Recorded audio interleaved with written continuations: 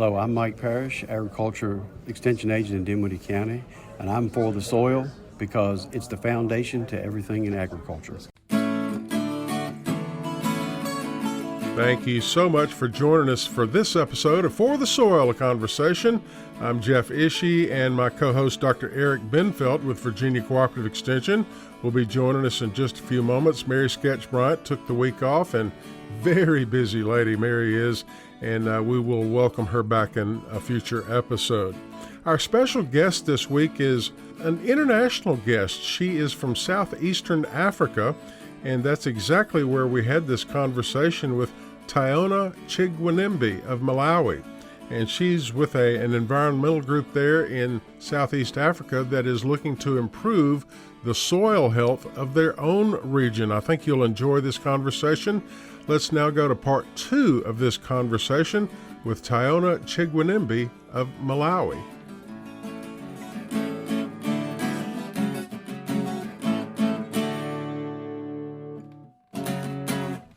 Dr. Eric Benfelt with Virginia Cooperative Extension Community Viability continues our conversation with Taona Chigwenembe of Malawi. Taona, you had mentioned how sort of influential your mother was and very resilient and also quite the teacher and example for you. I don't know if you'd like to speak a little bit more about that. Oh, yeah.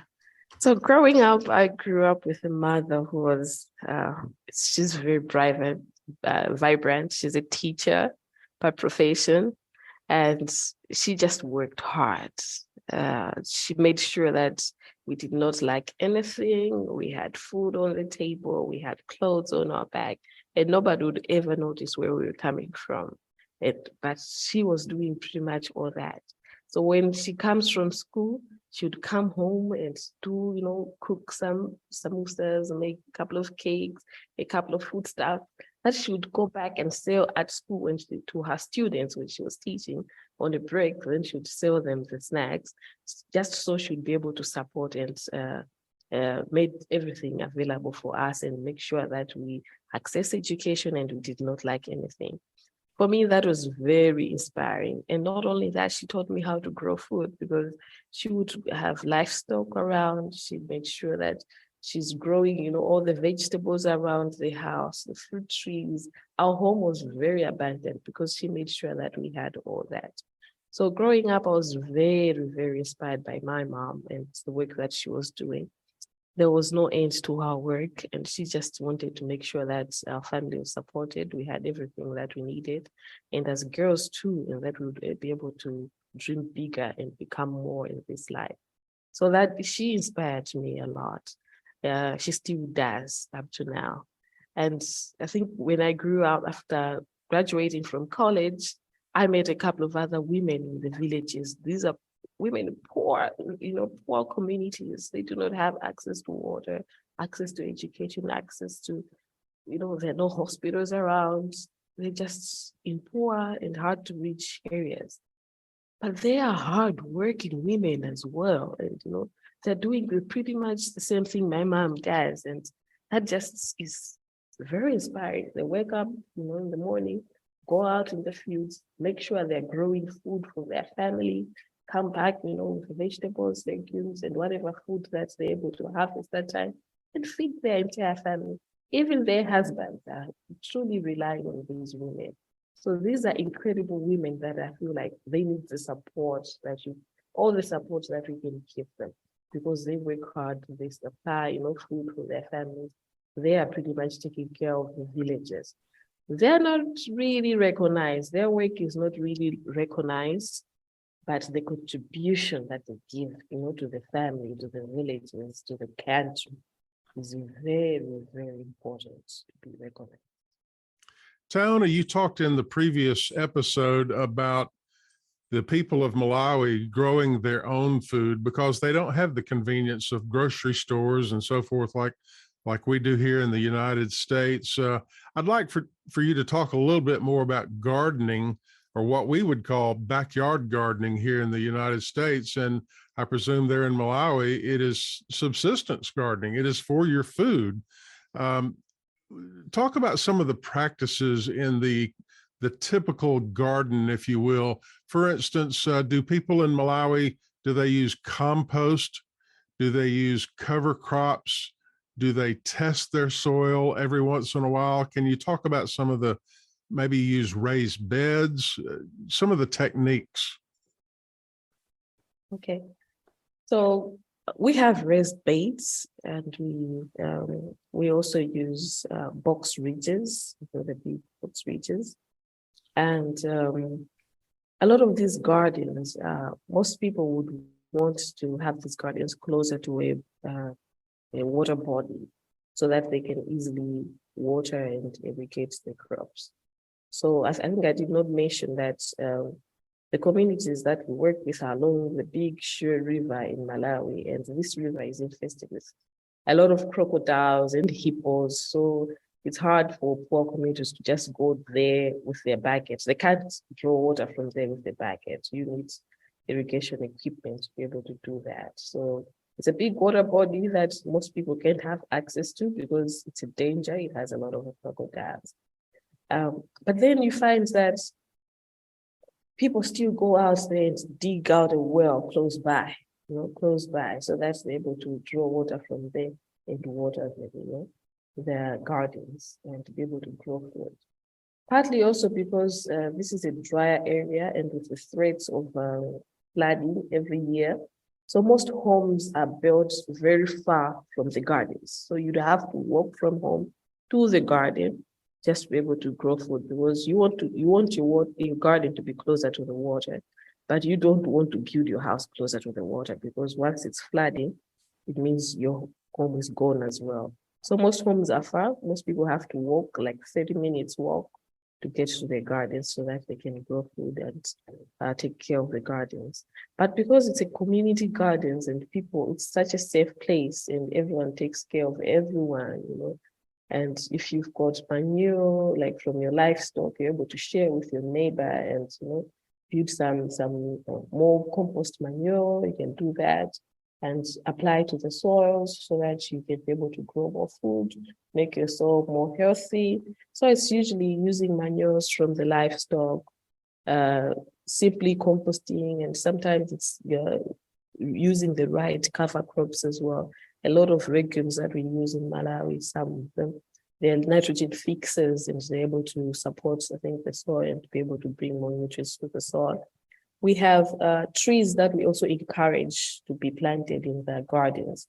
There's the Fidabia tree, and we also have the Glycidia tree.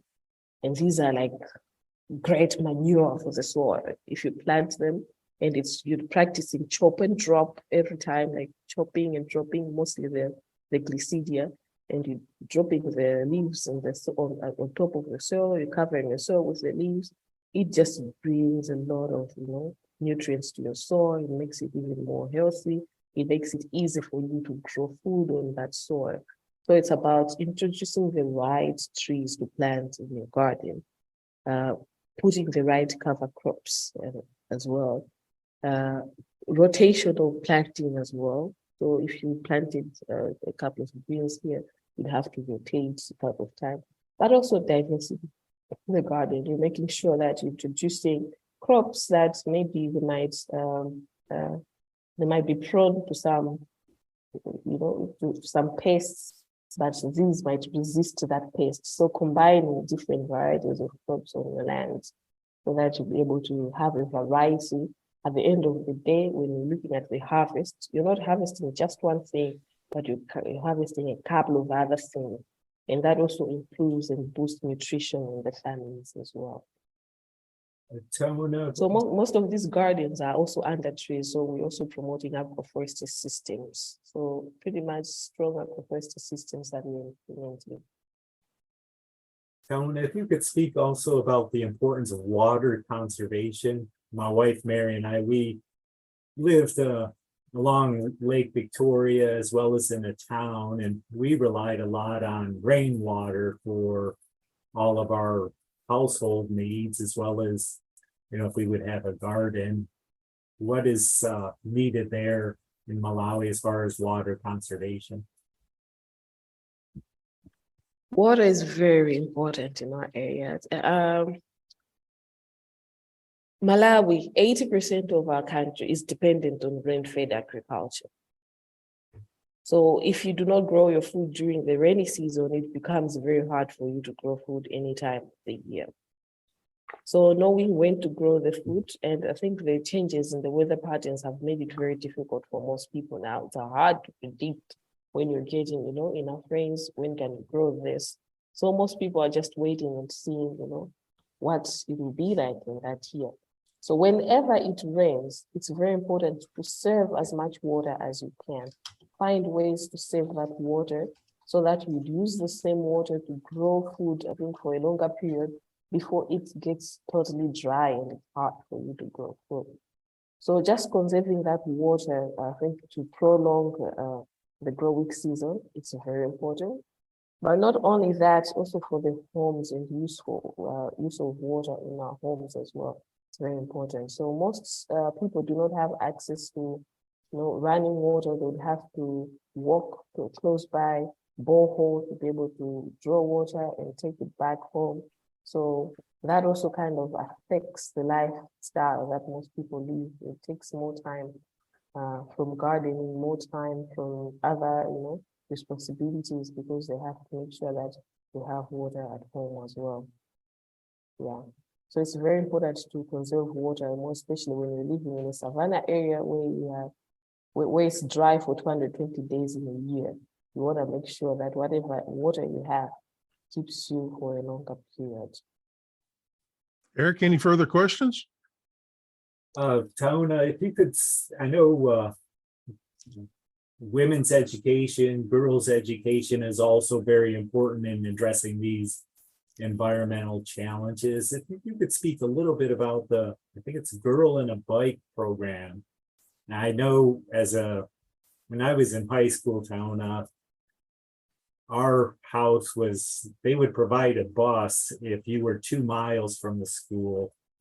Our house was like 1.95 miles from our high school. So I had to walk to school just about every day. And I sort of lamented that, but it was good exercise. But what is the situation there in Malawi with the girls' education and the Girl in a Bike program? Okay. So a Girl on the Bike program is a program that was introduced to support the girls from the rural communities, girls that were not able to commute to school easily because of the challenges that most schools are very far from homes. So a lot of girls would have to walk for 10 to 30 miles just to get to school, and that's just one way. And then they have to walk back, and it becomes very dangerous for the girls because one is too far, two, the things that they might meet along the way, and it was very dangerous for most of these girls. And sometimes they'd have to cross rivers, big rivers, just to get to their school. So a Girl on a Bike project was introduced as projects that support girls with bikes so that they're able to ride their bikes and to get to school easily and in time. Somebody would have to wake up at 4 a.m. just to be in class at 8 a.m.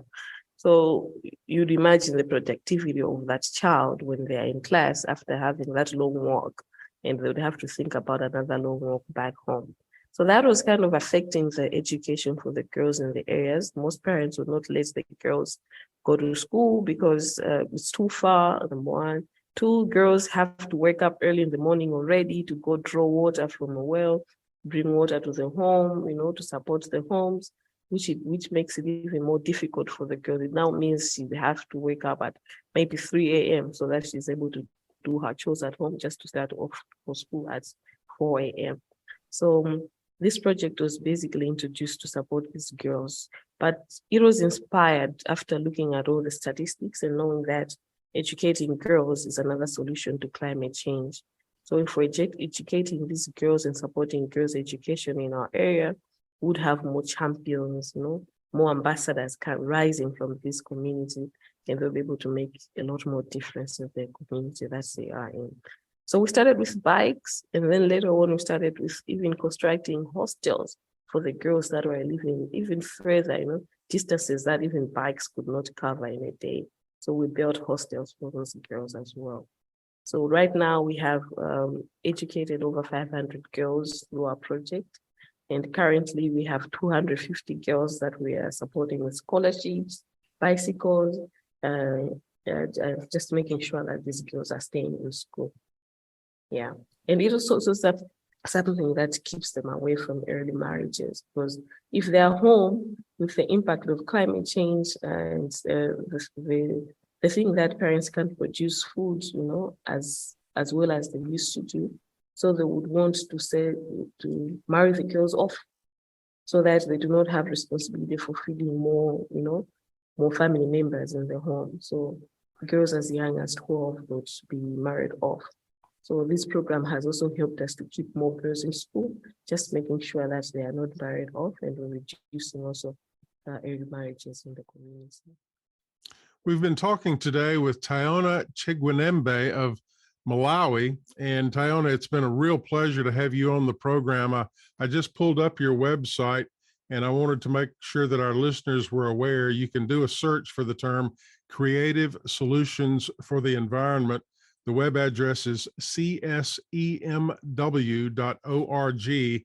and your mission statement is to preserve the environment through organizing, educating, and empowering rural communities to reforest, build resilience, create alternative livelihoods, and reduce poverty as we transition to a more eco-friendly and sustainable way of life. And I know that our listeners would certainly want to support your efforts. Once again, that web address is csemw.org. That is Creative Solutions for the Environment in Taona. Any final words for our listeners? Thank you so much, Dave. My last words would be, you can make a difference wherever you are. You can plant a tree. You can, make sure you're keeping trees alive. There's some practices that we have to do away with, just so that we are keeping our environment better, and also we're reducing our footprint, on the planet. So I would encourage our listeners to do a little something to make sure that we're reducing the impact of climate change in our communities.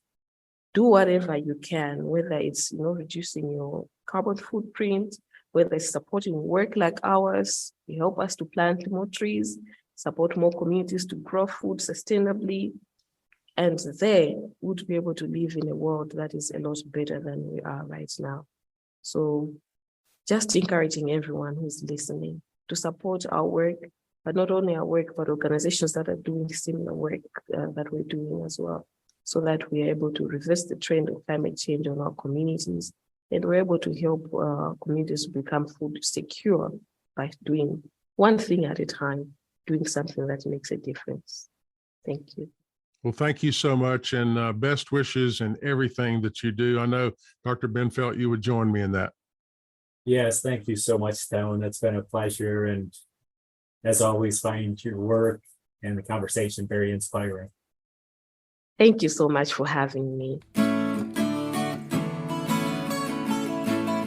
And that wraps it up for this episode of For the Soil, a Conversation, which is made possible with funding support from the National Fish and Wildlife Foundation and the Agua Fund.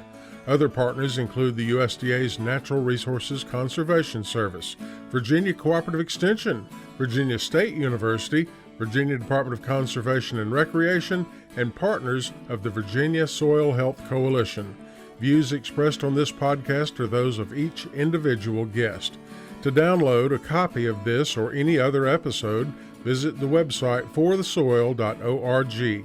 If you have a specific question about soil health, contact your local extension office, your local USDA service center, or a soil and water conservation district office.